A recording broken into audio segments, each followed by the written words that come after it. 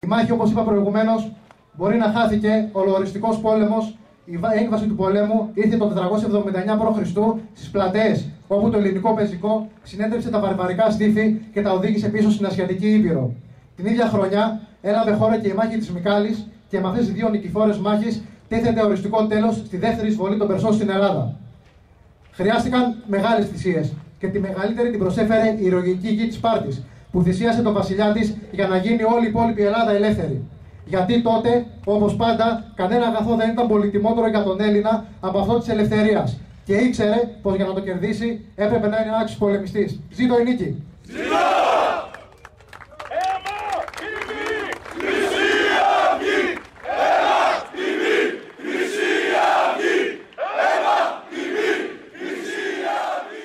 Ο Λεωνίδας δίνει το σύνθημα για την τελευταία πράξη του δράματος. Έσχατο καθήκον των Ελλήνων είναι πια μόνο η μέγιστη δυνατή φθορά των Περσών. Οι Σπαρτιάτες μάχονται με ό,τι έχει απομείνει γερό. Με ξύλα αποδόρατα, με σπασμένα σπαθιά, με πέτρες, με δόντια, με νύχια, μέχρι και ο τελευταίος να πέσει νεκρός δίπλα στο βασιλιά του, στο πεδίο της μάχης και ολονών οι ψυχές να ξεκινήσουν το ταξίδι προς τα ηλίσια πεδία. Στο τέλος εκείνης της ημέρας, οι άντρες είχαν γίνει ήρωες και οι θνητοί αθάνατοι. Οι 300 του Λεωνίδα είχαν κερδίσει την πραγματική ελευθερία και ο θάνατος δεν είχε υποστεί ποτέ ξανά τέτοια περιφρόνηση. 2.500 σχεδόν χρόνια πέρασαν από την πιο θρυλική μάχη της ανθρώπινης ιστορίας. Από τη μάχη που δίδαξε ότι υπάρχουν αξίες πιο σημαντικές από την ίδια την ανθρώπινη ζωή, όπως η ελευθερία. Δυστυχώς όμως, ο μεγαλύτερος εχθρός της Σπάρτης στο χρήμα είναι νικητής και μπορεί με τη δύναμή του να εξουσιάζει ψυχές και συνειδήσεις. Η ελεύθερη αγορά και ο καταναλωτισμός είναι οι αλυσίδες των σύγχρονων σκλάβων. Οι βαρώνοι της τηλεοπτικής ζωής χρησιμοποιούν αριθμούς και στατιστικές για να μας δείξουν πόσο γρήγορα πρέπει να τρέξει το ποντίκι στον τροχό ώστε να κυλήσει ομαλά το διεφθαρμένο του σύστημα. Υπάρχει όμως ένα στατιστικό λάθος στα σχέδια όλων αυτών που πιστεύουν ότι οι άνθρωποι είναι αριθμοί και πιόνια στο παιχνίδι της παγκόσμιας εξουσίας. Όσοι νομίζουν ότι οι Έλληνες θα παραδοθούν αμαχητοί, να ξέρουν ότι πάντα θα υπάρχουν κάποιοι τρελοί σε αυτόν τον τόπο οι οποίοι θα έχουν την τιμή να φυλάνε θερμοπύλες. Είμαστε εμείς!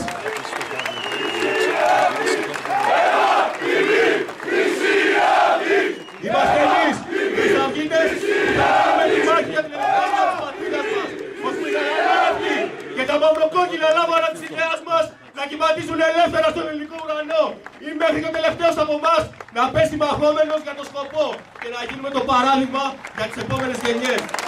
Το παράδειγμα που να μάχεται για τις ιδέες σου μέχρι το τέλος.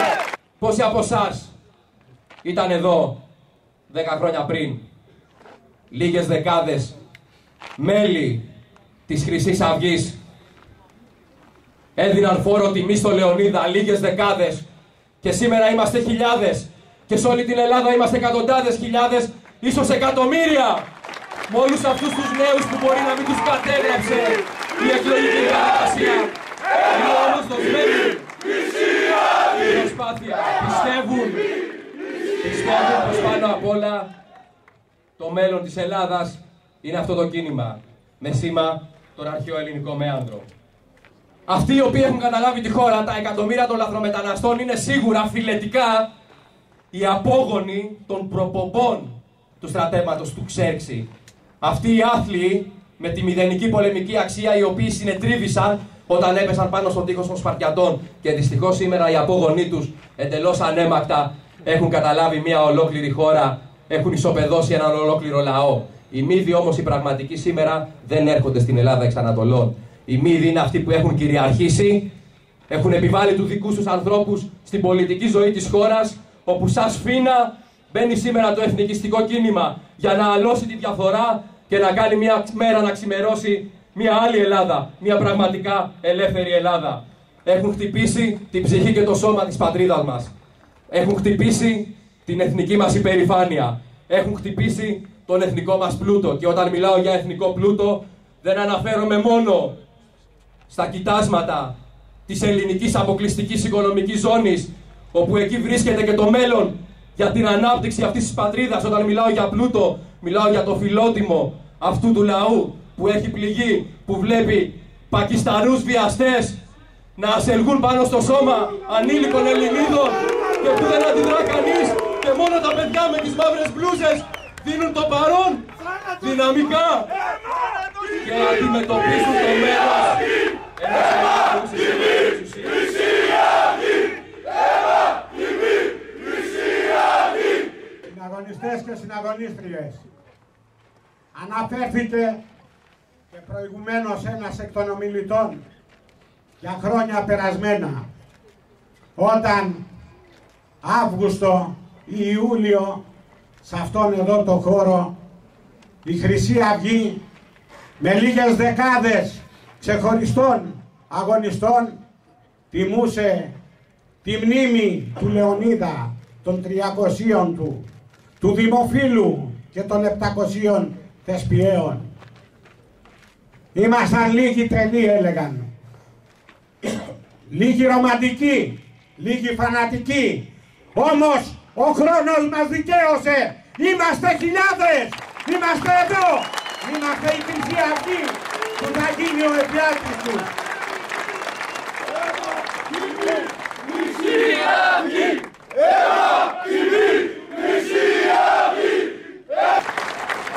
Σήμερα στον ιερό αυτό χώρο, όπου ο ήλιος έχει δύσει και ίσως πάνω στα ουράνια οι ψυχές των γενναίων που πότισαν με το αίμα τους αυτή τη γη να μας παραστέκουν, σήμερα που τιμούμε εμείς τους 300, κάποιοι άλλοι πουλάνε πατρίδα. Πιστεύουν πως όλα θα είναι εύκολα για αυτούς. Κάνουν μεγάλο λάθος και αυτό το βλέπουν στις μικρές Θερμοπύλες που στείλουν οι Χρυσαυγίτες, είτε αυτό λέγεται Κόρινθος, είτε Άγιος Παντελεήμονας, είτε Κομοτηνή, είτε Καλαμάτα, είτε Κύπρος, είτε Κρήτη, είτε Εύρο. Παντού μικρές Θερμοπύλες, γιατί οι Μύδοι είναι παντού και οι εφιάλτες εξουσιάζουν την πατρίδα μας. Είμαστε σήμερα εδώ από κάθε γωνιά της λεγόμενης ελεύθερης Ελλάδας, αλλά και από τις σκλαβωμένες πατρίδες του ελληνισμού, όπως είναι η Βόρειος Ήπειρος και η Κύπρο μας, όπως είναι η πατρίδα του Σπυρομήλιου και του Γρίβα, είναι εδώ δίπλα μας και αντιπροσωπεύουν ένα εκλεκτό κομμάτι του ελληνισμού. Καλοδεχούμενοι λοιπόν όσοι επιτέλους κατάλαβαν πως υπάρχει μια δύναμη εθνική για να αντισταθεί για το μεγαλείο αυτού εδώ του τόπου. Όμως εμείς που φυλάγαμε Θερμοπύλες εδώ και 30 σχεδόν χρόνια, μια χούφτα άνθρωποι, δεν επιτρέπουμε σε κανέναν να αμφισβητεί το γεγονός ότι θα αλλάξουμε και να λένε ότι θα τους προδώσουμε. Όχι, Χρυσαυγίτες ήμασταν, είμαστε και θα είμαστε στο μέλλον και δεν έχουμε να απολογηθούμε σε κανέναν.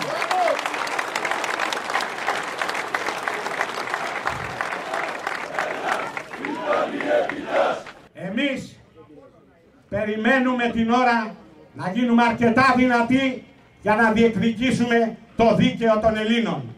Αλλά σας πληροφορώ ότι δεν περνάμε καθόλου καλά μέσα στο κοινοβούλιο. Αισθανόμαστε άβολα, αισθανόμαστε μέσα εκεί μέσα μια σιχασιά και μια αηδία.